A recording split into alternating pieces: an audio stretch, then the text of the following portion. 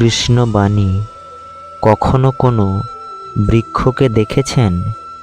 এই ধরিত্রী থেকে ততটুকুই জল নেয় যতটুকু তার প্রয়োজন। কোনো প্রাণীকে দেখুন, এই প্রকৃতি থেকে ততটুকুই খাবার গ্রহণ করবে যতটুকু তার খিদে রয়েছে। খিদে মিটে গেলে আর খাবে না।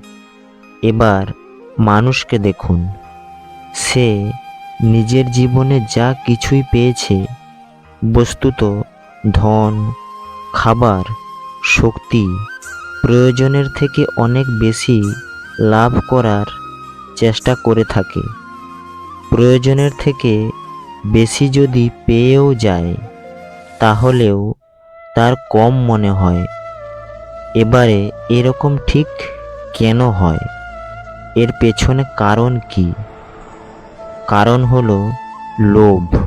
লোভের আগুন কিছু এমন হয়, যদি একবার প্রজ্বলিত হয় তাহলে শুধু বাড়তেই থাকে। ততক্ষণ বাড়বে যতক্ষণ না আপনি নিজে তাকে বাধা দিচ্ছেন। জয় শ্রীকৃষ্ণ।